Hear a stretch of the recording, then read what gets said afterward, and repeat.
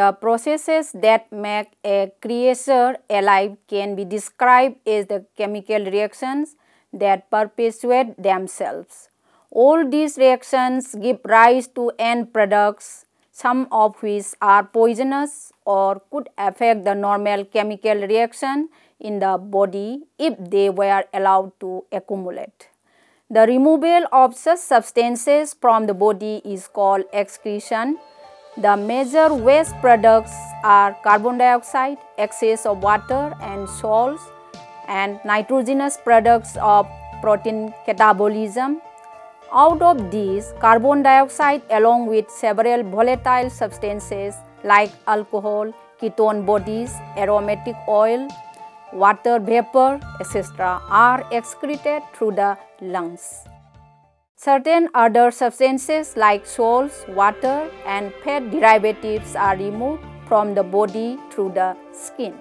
The elimination of nitrogenous waste product is done by a pair of kidney. Next comes functional anatomy of kidney. Nephrons are the functional units of kidney. Each nephron consists of a round Bowman capsule or Malpighian body which is filled up with capillary network called glomerulus and a tube which is divided into three parts, namely the proximal convoluted tubule, a thin segment called loop of Henle, and distal convoluted tubule which joins with other tubules to form the collecting ducts that open into the pelvis of the kidney. The part of the tubule including the thin segment makes a hairpin loop called Henle's loop. This greatly elongated and narrow loop is adapted for water recovery by means of countercurrent osmotic multiplier system. Next comes functions of kidney. The kidneys are the chief ultimate regulators of the internal environment of the body, and the urine is a byproduct of their regulatory activities. The important functions of kidney are regulation of water and electrolyte, excretion of metabolic waste products and other chemicals, regulation of acid-base balance, glucose synthesis, regulation of arterial pressure, regulation of erythrocyte production, excretory function of the kidney, endocrine function of the kidney. Number 1. Regulation of water and electrolyte. For maintenance of hemostasis, excretion of water and electrolytes must precisely match intake. If intake exceeds excretion, the amount of that substance in the body will increase. Conversely, if intake is less than excretion, the amount of that substance in the body will decrease. Number 2. Excretion of metabolic waste products and other chemicals. The kidneys are the primary means of eliminating metabolic waste products not needed by the body. These products include urea from the metabolism of amino acids, uric acid from nucleic acids, creatinine from muscle creatine, and products of hemoglobin breakdown such as bilirubin and metabolites of various hormones. The kidney also eliminates most toxic substances and other foreign substances that are either produced by the body or ingested, such as drugs, pesticides, and food additives. Certain types of acids, for example, sulfuric acid and phosphoric acid generated during protein metabolism are also eliminated by the kidneys. Third one is regulation of acid-base balance. The kidneys contribute to acid-base regulation along with the lungs and body fluid buffers by excreting acids and by regulating the body fluid buffer stores. Fourth one is glucose synthesis. The kidney synthesizes glucose from amino acids and other precursors during prolonged fasting by a process called gluconeogenesis. Number 5. Regulation of arterial pressure. The kidneys play a dominant role in regulation of arterial pressure by excreting variable amounts of water and sodium.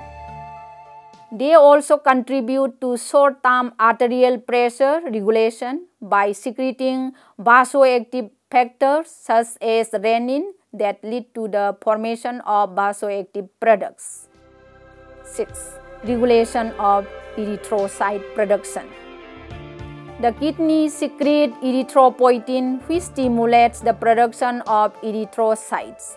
One important stimulus for erythropoietin secretion by the kidney is hypoxia. Next, excretory function of the kidney. The glomeruli of the kidney tubules act as ultrafilters. The renal tubules perform three important functions: A. Selective reabsorption, B. Tubular secretion, and C. Formation of some new substances. A. Selective reabsorption. They absorb water and other dissolved substances from the lumen of the tubule back into the bloodstream. The reabsorption is differential and purposefully selective because the more useful substances are reabsorbed to a higher degree than the less useful ones. Next is tubular secretion. Tubules not only reabsorb but can also actively transfer certain substances from the bloodstream into the lumen of the tubules. Next is formation of some new substances. The tubular epithelium can also form certain new substances such as ammonia and inorganic phosphates. Next is endocrine function of the kidney. The endocrine function of kidney is very important. Besides erythropoietin, which stimulates production of erythrocyte in the bone marrow, kidneys secrete several other important hormonal products. Prostaglandin, which are produced in the kidney as well as in several other tissues, have a variety of effects on renal functions. Next comes physiology of excretion. The formation of urine by the kidney is considered to be due to the three types of activities, namely, number 1, glomerular filtration or ultrafiltration, number 2, selective reabsorption, and number 3, tubular secretion. Number 1, glomerular filtration. It is the first step of urine formation. It begins with the filtration of blood through the epithelial walls of the glomerulus and Bowman's capsule. The fluid portion of the blood, which consists of water, urea, ions, nutrients, and small proteins, is able to move across the capillary wall. Blood cells and large proteins cannot cross and are retained in the blood. The molecules that leave the blood and enter the glomerular capsule are called glomerular filtrate. It is also termed as primary urine. The quantity of glomerular filtrate formed is minute in all nephrons of both the kidneys is called the glomerular filtration rate, GFR. Both the kidneys produce glomerular filtrate at the rate of about 125 ml per minute or 180 liters per day, equivalent to 10 times the blood volume daily. Glomerular filtration occurs because the pressure of the blood flowing in the glomerular capillaries is higher than the pressure of the filtrate in the Bowman's capsule. Number 2. Selective reabsorption.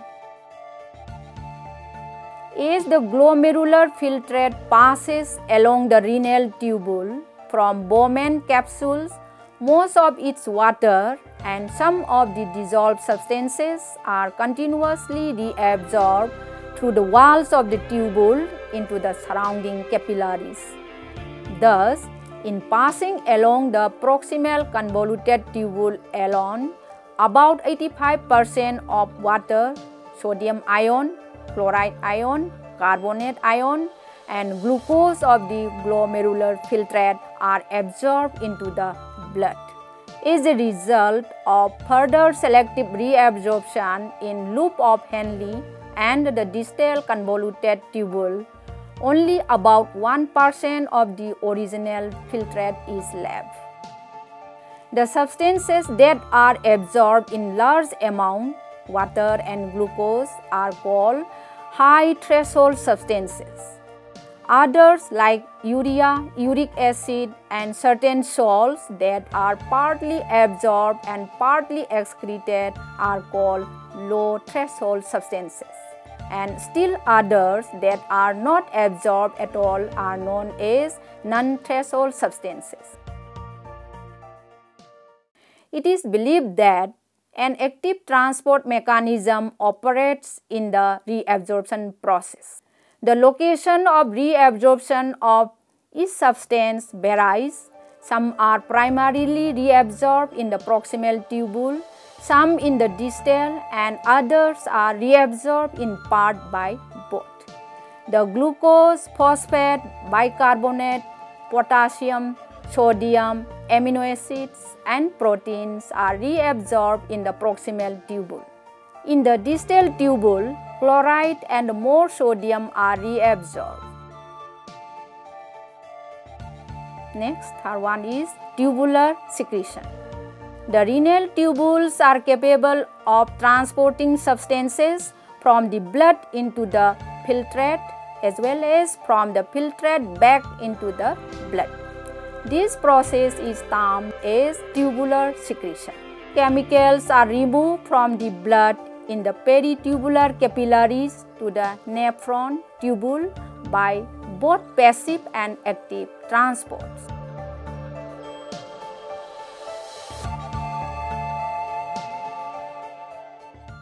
The chemicals removed by tubular secretion include foreign bodies and ions and molecules that are toxic at elevated levels. After entering the proximal or distal convoluted tubules, these chemicals are mixed with the glomerular filtrate and are eliminated from the body with the urine. Ions removed from the blood by tubular secretion include potassium ion, hydrogen ion, and ammonium ion. The secretion of hydrogen ion is an important way in which kidneys help to control blood pH. Next comes countercurrent theory of urine concentration. The quality of mammalian kidney to form concentrated urine can be attributed to the kidney's loop of Henle. This new concept is called the countercurrent theory or mechanism because the scheme of the nephron arrangement of the loop of Henle and the collecting tubules forms a hairpin band in which the direction of current flow is in opposite or counter direction. Next comes role of kidney in acid-base balance.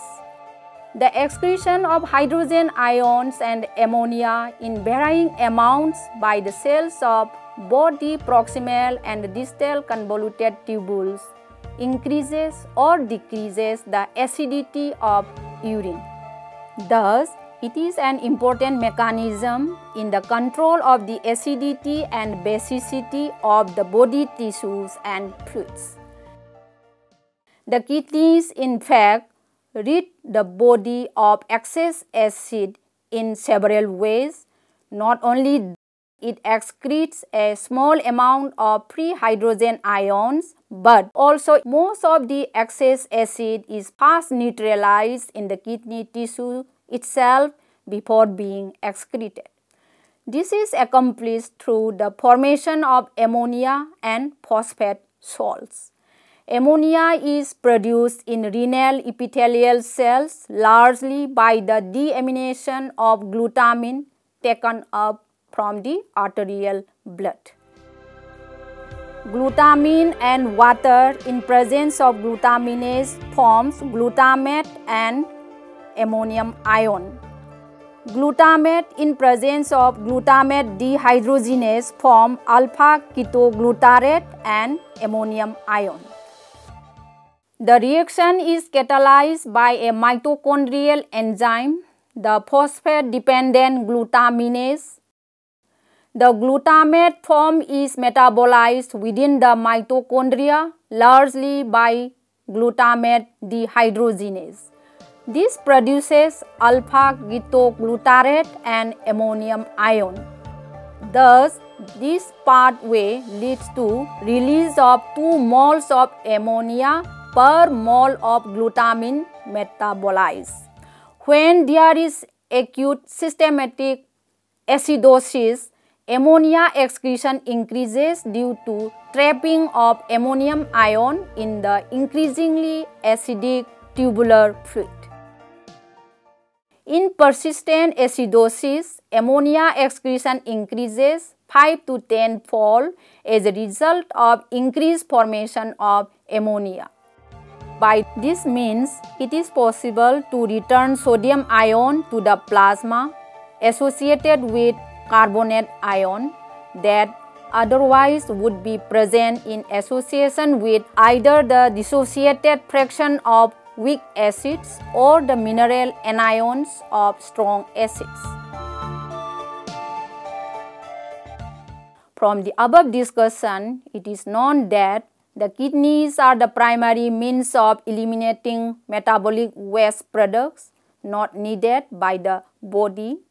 The waste products are urea, uric acid, creatinine, and products of hemoglobin breakdown such as bilirubin and metabolites of various hormones. Besides, the kidney also contribute to acid-base regulation. Most waste products become toxic if allowed to accumulate. Therefore, every living organism has some means of getting rid of its waste products.